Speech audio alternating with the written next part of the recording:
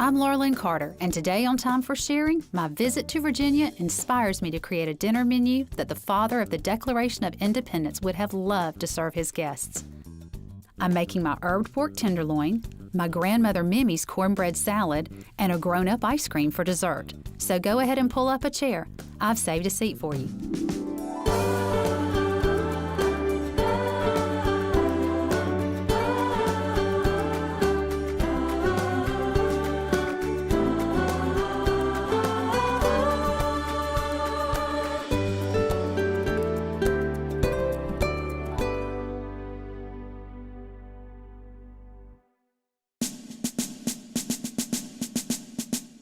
Thomas Jefferson, one of our founding fathers and the author of the Declaration of Independence. We know him for so many great contributions to this country, but what you may not know is Thomas Jefferson was America's first foodie, and I'm so excited because I get to spend the day here at Thomas Jefferson's home, Monticello. I'm in for the treat of a lifetime. It took 40 years to build Monticello, and Jefferson's attention to detail shows in everything, from the custom furniture and the hidden dumbwaiter just for wine, to the terraced gardens, vineyards, and orchards. No detail was too small for his attention. The house is full of the tools Jefferson used in his endless experiments and observations. Even the garden was a laboratory. Jefferson really understood the relationship between the garden and the table. And so he used his garden as an experimentary place to develop the best vegetables, the vegetables that grew in Virginia, in this climate, in this soil, that he could bring to table, combined with his cook's training in French cuisine techniques. And so he really brings together Southern food traditions, the traditions he grew up with the traditions that he absorbed from France. So he really was the first farm to table, but here, you know, I've talked about this so many times before, the Southern table in its originality was set elegant with fine wines, but it was the gardens, the greens, the peas, ham, chicken, whatever it was, that was a Southern dining table. Absolutely. Typically at Jefferson's dinners, people drank beer and cider during the meal, and then the first tablecloth was taken off, the plates were cleared, and the second course came out. And the second course was typically desserts, so custards and jellies and ice cream, and that was also served with beer and cider. Then the second tablecloth was removed, the wine glasses came out, and Jefferson enjoyed glasses of wine after dinner with sweetmeats, nuts, and fruits. So it was definitely a dining experience. It was a multi-course, multi-hour. You better come hungry.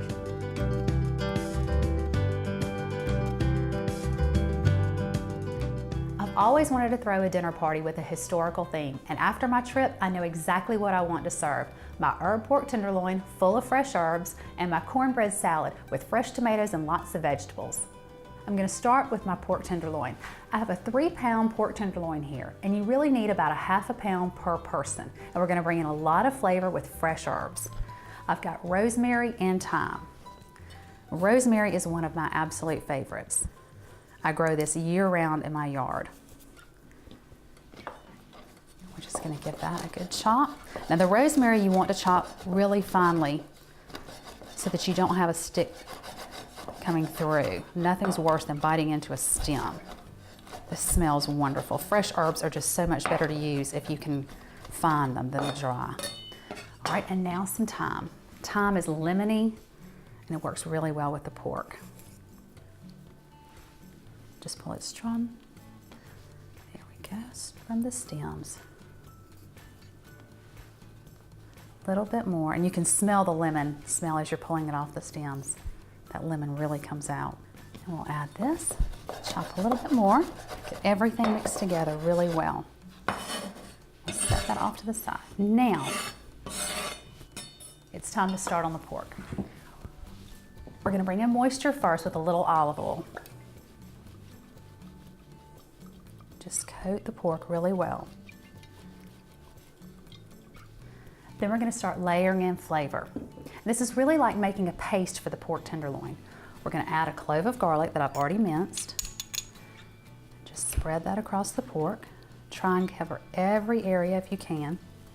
And if you can make this ahead of time and put it in the refrigerator, the longer it sits, the more flavor it will have. Lemon zest.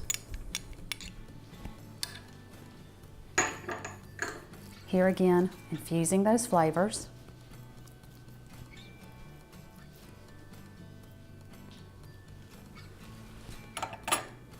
Now our herbs. Our rosemary and thyme, just sprinkle those on. You can be very generous with this.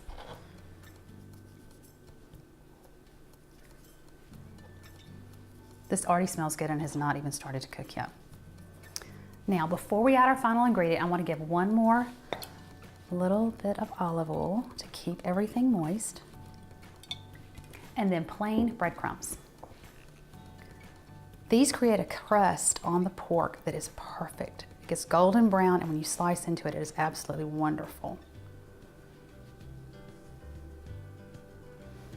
You'll want to put this in a 325-degree oven for about an hour and 15 minutes. And when I come back, I'm going to start my cornbread salad.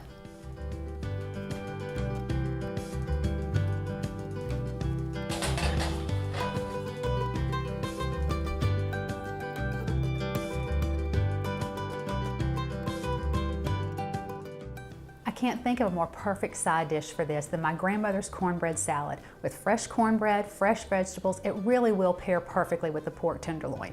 I've already gotten my cornbread made. I've got an 8x8 pan of cornbread that I've cooked and cut into cubes, and I've layered it in a trifle bowl here. It makes a really pretty presentation when you layer this salad in a bowl like this. And now we're gonna bring in some flavor with our fresh vegetables. I've got a half of a sweet onion. And you want to dice all of your vegetables so they're bite-sized pieces.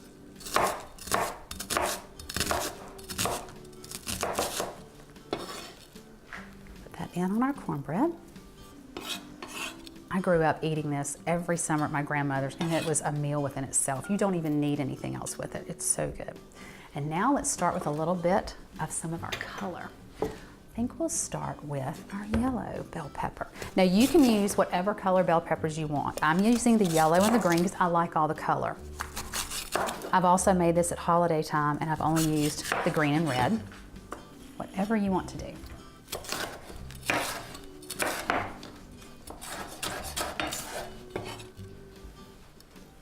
And one more.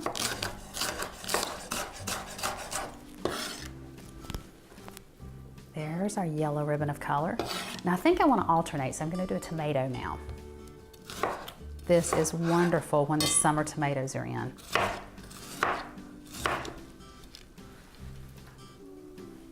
One more.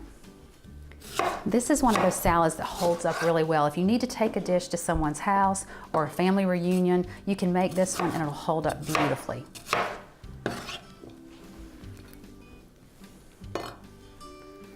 Okay, now for our green bell pepper.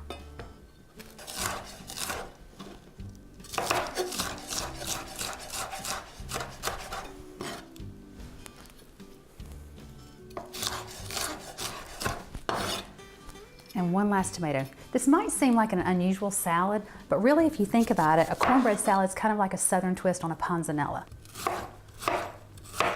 And I think this one will do the trick. Now look at all of the color. You've got the yellow, the green, the red, the white from the onion. It's all beautiful. But of course, every salad needs a dressing. It starts with 1 cup of milk, whole milk, 1 cup of mayonnaise. There's the creamy part. Now, an unusual ingredient, sweet pickle relish. The juice and the pickles themselves, half a cup. You get the sweetness from the pickles and a little bit of zing. Of course, the milk and the mayonnaise just add that creaminess. You could add some fresh herbs here if you wanted to. I really don't think you need it. This is really good, just like it is. Now, if you were gonna transport this, you'd wanna wait and add the dressing once you get where you're going.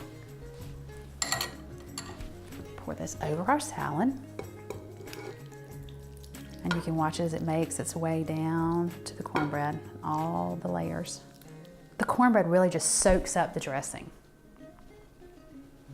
There we go. And last but not least, 2 more things of flavor. Some Parmesan cheese.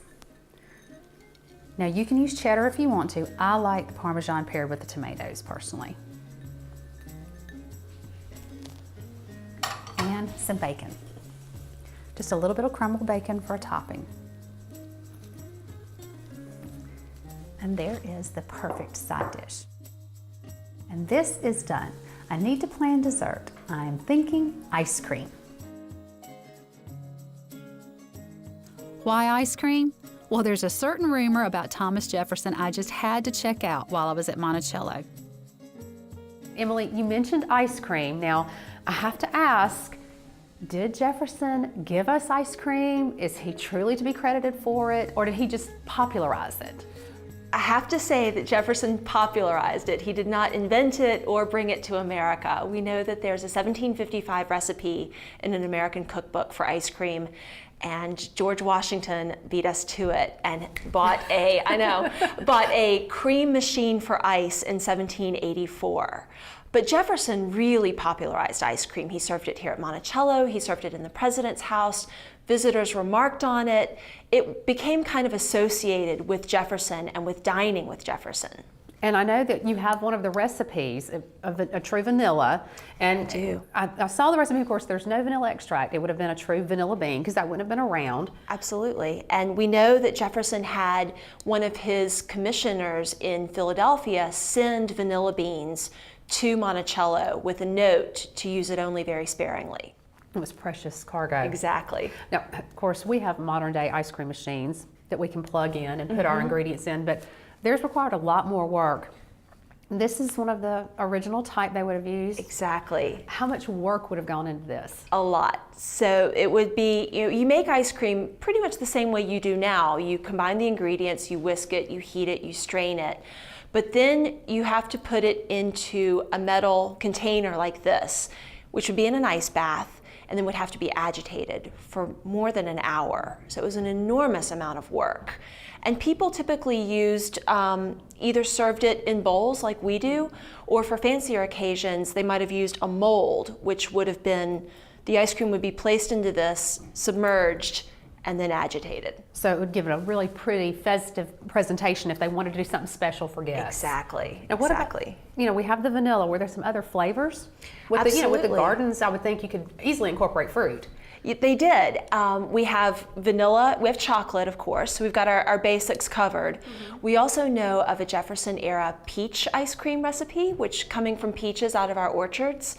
And then we also know of an oyster cream, which we assume is an oyster ice cream, maybe for the savory fans in the group. Now, that's one I've not heard of. No, me neither. I'm all about the peach. I think I'm gonna stand back on the oyster one and think on that one a little bit more. I know. Even today, vanilla ice cream is still good. I know, it really is.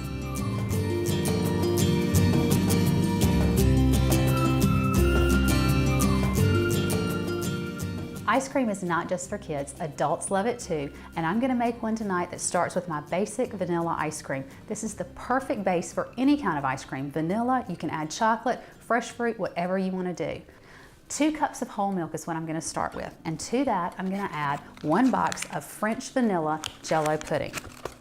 This is a very simple recipe. It's perfect for any time of the year. With something like this, you could add peppermint sticks during the holidays, peaches in the summertime. It's really just a perfect, simple base.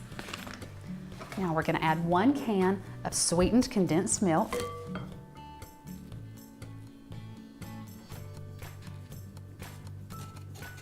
All of that in there. Stir that up a little bit. And we'll add 1 cup of sugar. If you were gonna make this and add fresh fruit, you would add the fresh fruit and the sugar together because you would use the sugar to sweeten your fruit. And now we need to add 1 cup of heavy cream.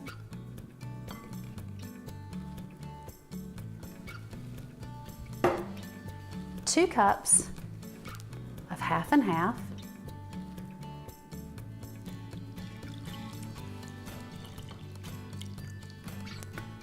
And just for a little bit more vanilla flavoring, a teaspoon of vanilla extract.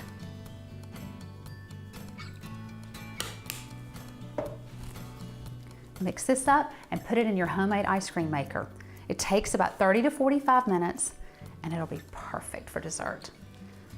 And then I'll be able to top it with something really special.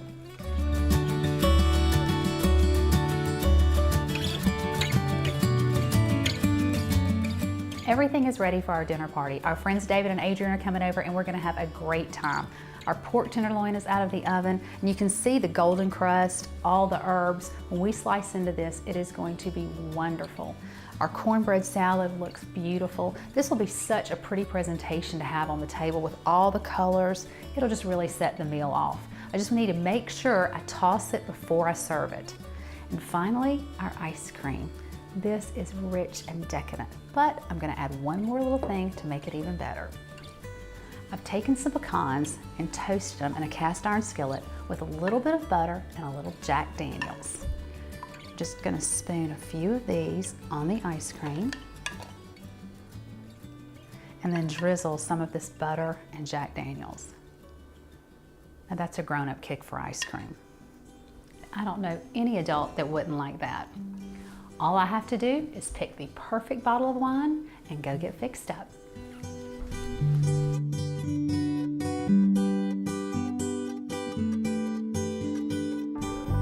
Hospitality overflowed here at Thomas Jefferson's home. In this very dining room, he would serve elaborate dinner parties for his never-ending stream of guests, with fresh fruits and vegetables from his garden and wine from a cellar that would be the envy of any modern-day wine enthusiast. Winemaster Gabriella Rausta follows in Jefferson's footsteps, carefully managing the vineyards here at Monticello. They're big shoes to fill. I can tell you this, that the job is never finished, and actually I love a statement that Jefferson made. He said if one day in America there will be too many people, the only solution is to plant vineyard and there will be work for everybody. I think that gives you an idea that we are never done, right? But he kept extensive journals and notes on everything that was planted here, and so that there was a good footprint to follow and keep up with what he had done and what he had tested. Do y'all still keep the same notes here on things that you're doing here as far as the gardens go? Not as good as he was doing, but he did it better than anybody. But we keep not. No, he planted vines 11 times. Of course, we keep track of what we do now, but now it's much easier. At the time, it must have been a big job for him to keep track, but he loved it. I mean, this is why the garden that we have are so perfect in their details, because we don't need to invent anything. Everything was written down. And he loved it. You can tell when you're here that this was something not just work or education, but I mean, this was love, because you can see that this was something he truly loved doing and keeping up with. He made the statement that this was a marginal land. And you know that in Virginia we don't have a big agriculture, right? We do it for passion, whoever does it. We don't do it to make money, because there is no way to make money with agriculture in Virginia. When he went to Europe, of course, he saw that vineyard and orchard were mainly planted in marginal area, because where the soil was very fertile and when it was easy to work it, they were growing other crop. So he figured out 200 years ago what to do with Virginia. I love it because nobody listened to him. Well, what are we drinking now? Tell me about this one. This is one of your wines. This is actually a Vin Gris de Pinot Noir. It's a wine that I made by desperation the first time, in 1989, because it was raining every day. It was a very strange climatic situation. Between 4 and 6 o'clock every day it was raining. So I remember walking the vineyard and I could smell that there was, some grapes were rotting. So the Pinot Noir is the first one to get ripe. I brought it home, and crushed everything and pressed the grapes and separated from the skin right away. And I didn't have a precise plan, because I said, if the wine is not right, I have to distill it to make it disappear somehow. And instead the wine was beautiful. So now every time there is bad weather with the Pinot Noir, I make a Vin Gris, which is a press and separate. And if there is wonderful weather, I do the same thing, and I make some Vin Gris and I make some Pinot Noir in red. Well, this is very lovely. Thank you. When you tell someone about this particular one, what do you tell them as far as the notes? What are they going to taste when they taste this one? I just tell them it is irresistible, and they believe me. There you go. The description. Well, I agree. Okay, thank you. All right, Gabriele, this is one of your other wines. What is this one? Well, the name is Nebbiolo, and of course nobody knows the name Nebbiolo because it's grown mainly in the northwest of Italy. Nobody has planted it in America. But I love that Jefferson discovered this wine when he got to Piemonte. He called it Nebbiolo, and he tried to order some because it's a unique thing. I usually tell people when I put it, close your eyes so you don't see the color, because it's not what a red wine should look like. But can I open? This is, you can open, yes, your eyes. But I see what you mean. is actually the color of the grapes, and Jefferson mentioned brick-colored grapes. I'm sure he's talking about this. They are the only grapes that I know that if you put them against the sun, they have a brick color. And you know, when we talk about red wine, you always talk about, you know, a deep red and all this thing. It's almost brown sometimes. It's so dark. Yeah. This is a revolutionary wine from the, you know, aesthetic point of view. And also from the flavor, you will see that it doesn't have the fruit flavor that you usually mention when you drink a red wine. This one, you know, the flavor is leather and tobacco, sort of unique. But I think you will like it.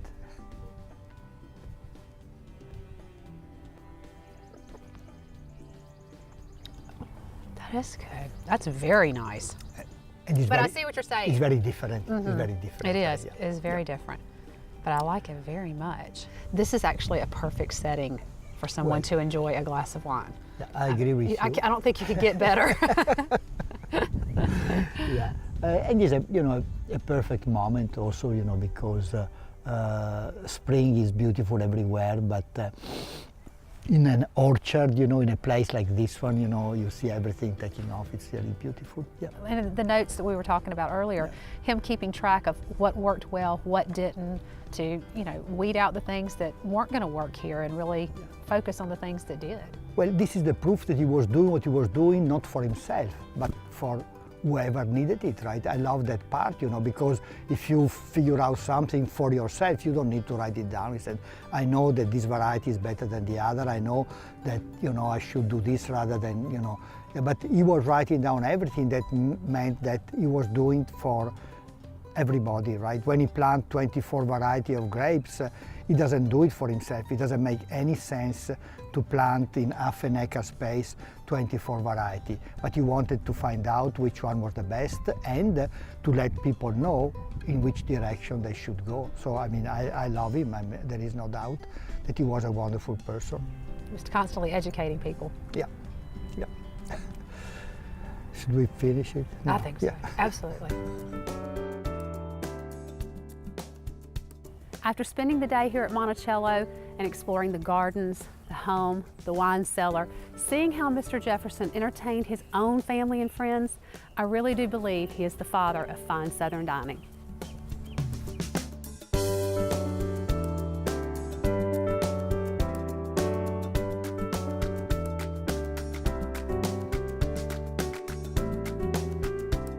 After my trip to Virginia, I decided I wanted to do a meal that really had some historical significance. And if you had gone back in time to the early Jeffersonian period, they would have had meals that would have had either pork or chicken, and of course fresh fruits and vegetables and a lot of herbs. And so I did a pork tenderloin that's got an herb roasted crust on it. It's got rosemary and lots of good things in that, but also the cornbread salad. Now you would have had cornbread then that would probably been traditional, a cornbread slice and then some vegetables, but I've put them together. It's actually my grandmother's recipe. And the wine. This is from the Burgundy region of France, and Thomas Jefferson had a wine cellar that was phenomenal. And one of his favorite wines was the Côte d'Or from the Burgundy region, so see if you like it. He kept such extensive journals of everything he did. He chronicled everything. You can go back and read history and find out what was served when, who dined there, what wine was served with.